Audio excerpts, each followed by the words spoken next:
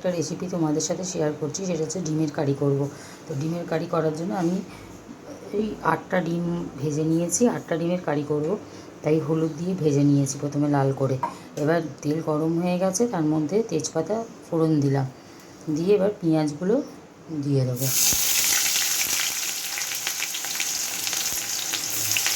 পেঁয়াজগুলো লাল লাল করে ভেজে নিতে হবে।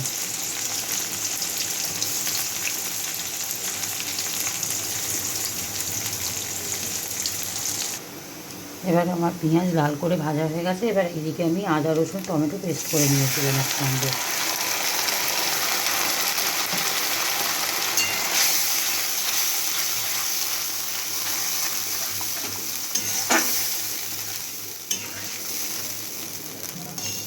এবার আমি এতে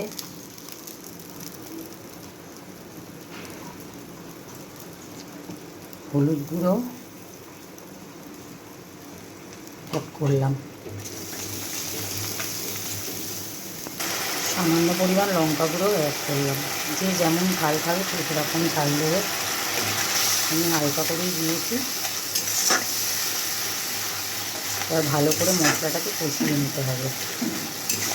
চলো যতক্ষণ মশলাটা কষে নেওয়া যায় 5-7 মিনিট। এবার এতে আমি কাশ্মীরি লঙ্কা অ্যাড করলাম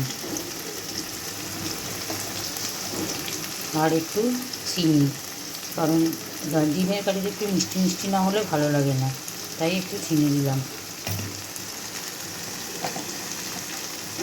আর নুন দিয়ে দিলাম স্বাদ মতো। ভালো করে কষিয়ে নিতে হবে। এবার দেখো মশলা থেকে তেল ছেড়ে দিয়েছে, কষা হয়ে গেছে।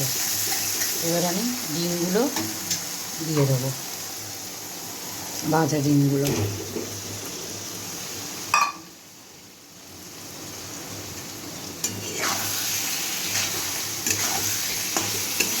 দিয়ে ভালো করে মশলার সাথে ডিমটাকে কষিয়ে নেব।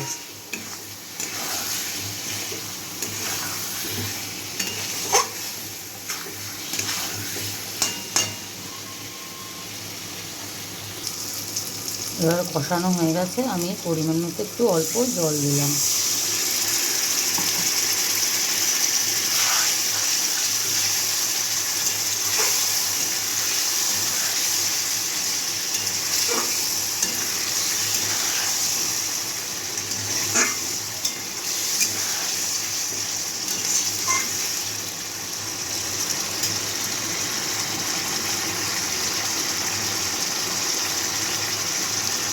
এবার এতে আমি একটু গরম মশলা থেঁতো করে নিয়েছিলাম, ছোটোবেলা আর দারচিনি দিয়ে দিলাম। নামানোর আগে একটু ঘি দিয়ে দিলাম।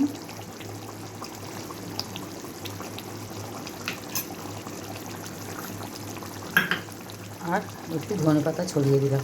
ধনেপাতাটা যদি কেউ খাও দেবে, নাহলে না দিলেও চলবে। আমি একটু ধনেপাতাটা দিলাম, বেশ ভালো লাগে খেতে।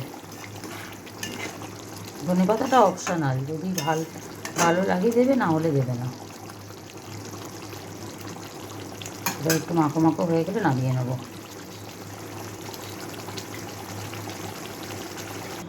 তো হয়ে গেল বন্ধুরা আমার ডিমের কারি রেসিপিটি। তো কেমন লাগলো? তোমরাও চাইলে বাড়িতে এরকমভাবে একবার ট্রাই করতে পারো, ভালো লাগে।